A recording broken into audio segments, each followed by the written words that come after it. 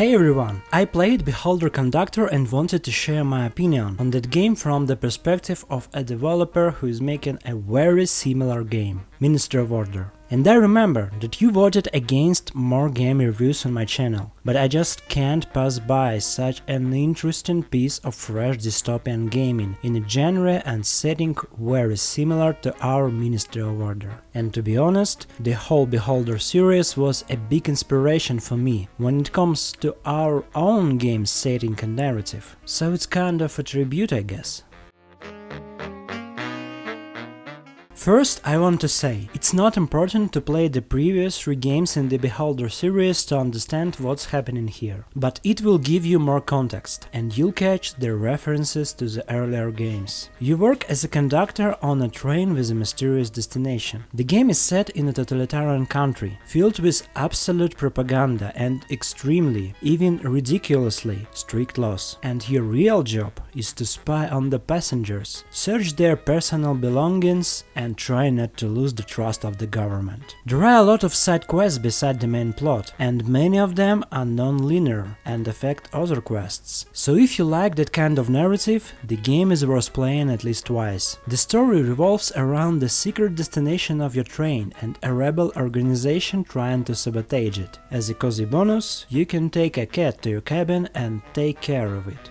If we summarize all the game mechanics, it's basically a point-and-click quest with a few minigames that will test your conscience and force you to make hard decisions. And the greatest thing is that you can be as bad or good as you want. Even though you work as a government informer, the final decision on the fate of your passengers is yours.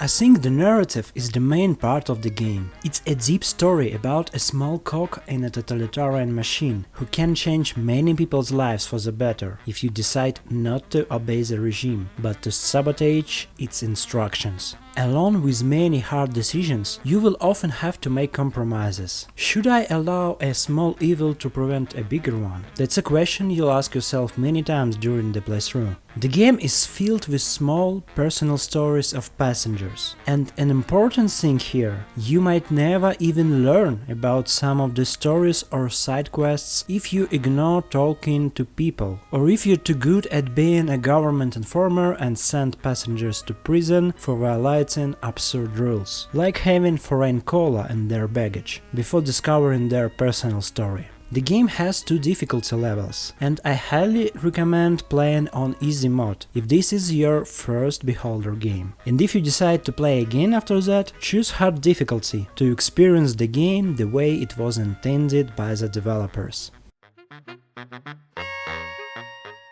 As for the visual and audio part of the game, I really like it all.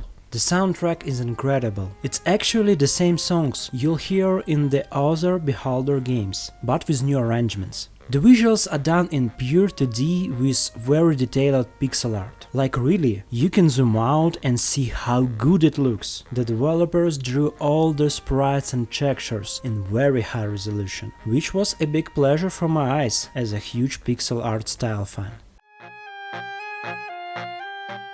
My final verdict on Beholder Conductor: it's an awesome indie game that every fan of dystopian settings and Papers, Please-like games should play, even if you missed the original Beholder series. I personally took a lot of inspiration for our own game, Ministry of Order, which is very similar in many aspects. And if you haven't wishlisted Ministry of Order already, go check out its Steam page. Thanks for watching and see you next time.